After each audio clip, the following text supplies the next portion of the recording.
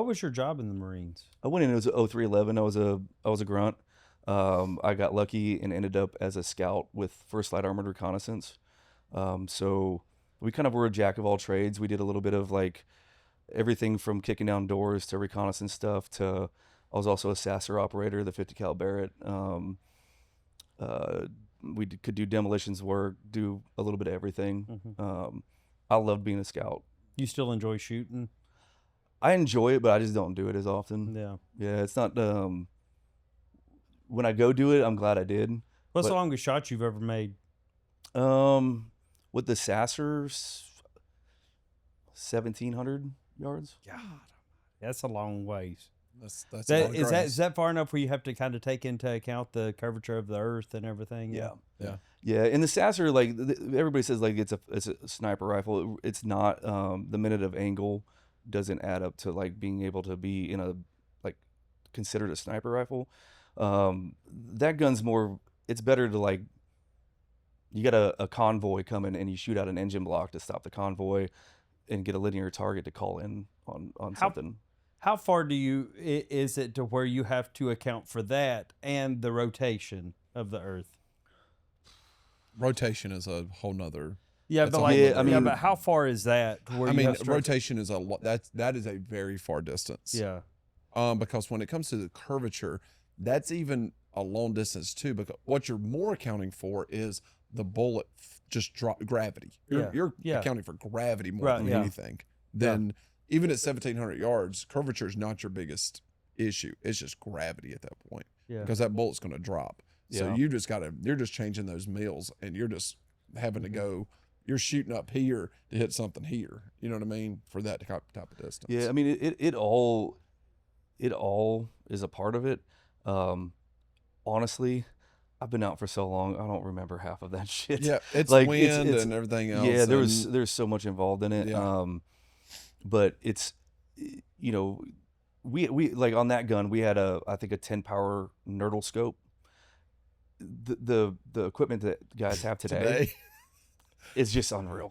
Like that scope's in a pawn shop right now for $50. You know what I mean? Yeah. It's like one of those deals. Well, and Chris Kyle was a really good friend of mine, and Chris used to say all the time, he's like, man, I was a monkey on a gun, man. You know, you just tap into numbers, and you know, I can't even imagine what guys have now. I don't even know. I don't even think you're having to click anything anymore. It's just like it's Bluetooth. it's like Surrey. Hey Surrey, I got this guy out here. Tell me how far it is. Clicking all this stuff.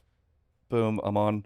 Okay, all I got to do is pull the trigger. You know, sight alignment, sight picture, muscle relaxation, and breathing. Yeah, it's super easy now. I know I wouldn't say it's easy, but it's a lot different than what it used to be.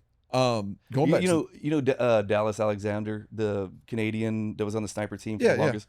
So you know how like Ukraine just they just claimed that they had the longest sniper kill of all time, like beating the Canadian one.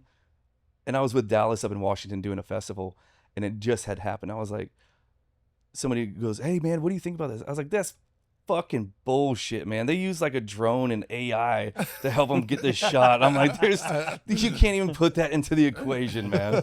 I'm like, come on, dude. So Justin, I've got two funny stories about my boy here.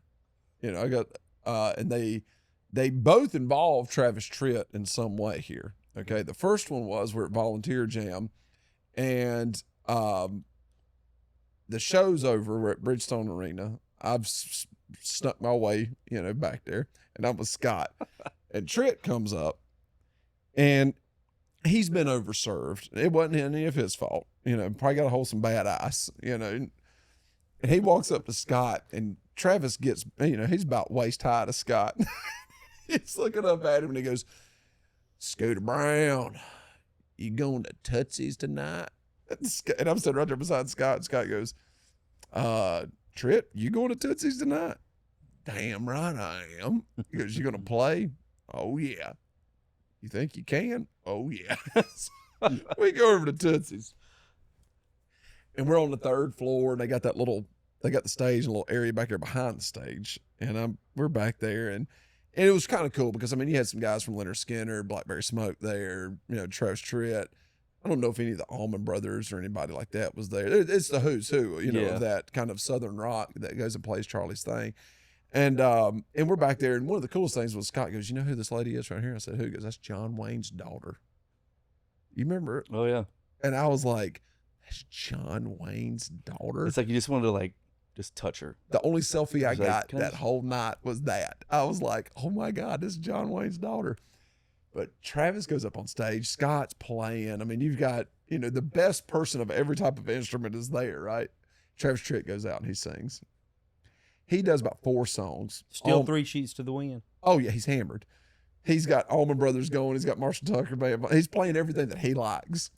He goes back to get him a drink, and Teresa's standing there on Kiki. She goes, "Travis, I think they want you to sing one of yours." And he goes, "What have I been singing?"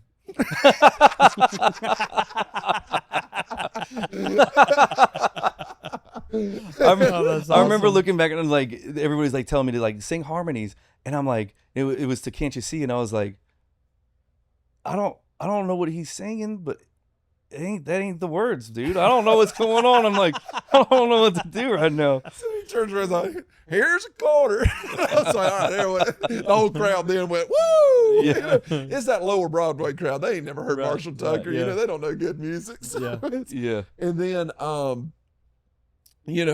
I got to tell this story. So if I don't, I won't be able to sleep at night.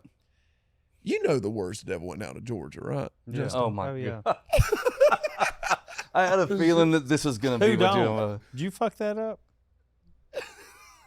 How? It was only in front of about 10,000 people. Oh my it God, was like brother! 12 or 13,000 actually.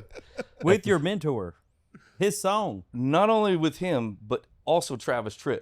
Oh my God! Okay, now let me set this up for you. I had my little set at the beginning. I was done. I was done with the show. Mm-hmm. I don't need to do anything else.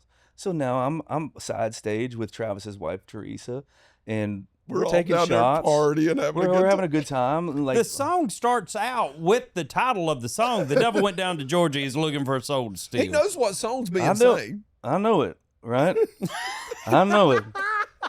And I'm with Travis. I'm with his wife, and I think that his daughter Tyler Reese was there, and we're all just having a good time. And all of a sudden, Charlie at the end of the night looks over and he goes, "Hey, Travis, Scooter, get on up here." And Travis just looked at me, and I saw the look in his eye, and he just looked at me and he was like, "Oh boy, you got this or what?" And I was like, "I don't know, bro." And so we walk up on stage. Now, hold on. Scott now at this point, he's only got about 3 buttons left on his shirt. Okay. Oh yeah, dude. His chest is hanging out. I mean, we're having a good time. I had a good time. We get up there, and Charlie goes, "All right, we're just going to take line by line. We'll just keep going back and forth." It's not like we were taking a full verse, whatever. And so now I'm drunk, and I'm thinking about his line, my line, going back and forth. And at the very beginning, I just completely fucked it up.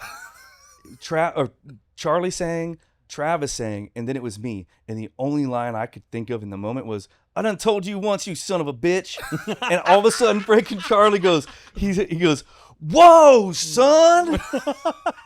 And I was like looking at him. Travis is laughing his ass off. The band's still playing. I'm walking back. I'm like, "Oh my God, I just screwed this up." I'm on stage with Charlie and Travis, and I screwed this up. And so we get through the rest of the song. I'm mortified, and I'm walking backstage, and Charlie comes up, and I look over my shoulder, and he's swinging his fiddle bow, and he just walks up to me, and he slaps me right on the ass with it. And he puts his arm around me. He goes, "It's all right, son. You don't know the words of my songs." And then he just walked off. I was like, "Charlie, no, man. I'm sorry." And so the next volunteer jam was the one that they did after Charlie had passed.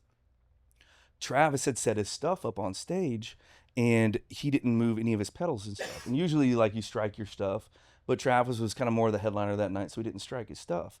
And so I was messing with Travis, and I was pretending like I was going to all of his buttons and knobs, and I was turning them. I was like, "Hey man, I was just adjusting your sound," and I sent him a text, and he wrote me back right away. He goes, "I wouldn't worry about that. Maybe you should try to learn the words 'The Devil Went Down to Georgia' first." I was like, "Touche, I got you, bro." the man that helped him with his career in Nashville. Did you ever get a chance to sing it with him again? Nope. Oh my God. Nope. I left that one hanging like that. I sure did. I done told you once, you son of a bitch. Dude, that's all I could think of. Oh, that's good. And it was the beginning of the song. That's how he opened up. To your credit, it is the best line of the song. Yeah. You know, I mean, it's a phenomenal. Well, chicken in a bread pan picking out dough is pretty good too. You know? Well, I tell people all the time, I'm like, hey, it's easy to sing that song in your truck when you're just heading down the road, but sit on stage with Charlie Daniels and Travis Tritt in front of 12, 13,000 people after you've already partied it up a little bit. I'm like, dude, it just is what it is. At least I was there. Story. At least I was there. You know what I mean? Stage. I wasn't on stage. You know what I mean? But it makes for a better story. Is there videos of this? There has to be. There's a picture of the exact moment. I have it in my phone, I'm pretty sure. And you can see Charlie going back like this. Like his mouth is wide open. He's like, whoa, son. You know, like, and Travis is like looking at me like his eyes are like this. Like, did he just do that? And I'm kind of coming back like, oh my God, I just fucked this up, dude. You know, like, I know I got pictures. There's got to be video of it somewhere. And Travis is loving every second of it, wasn't he? Oh, dude, yeah. Travis is so cool, man. Travis is like, better you than me, buddy. This is funny. Yeah, no.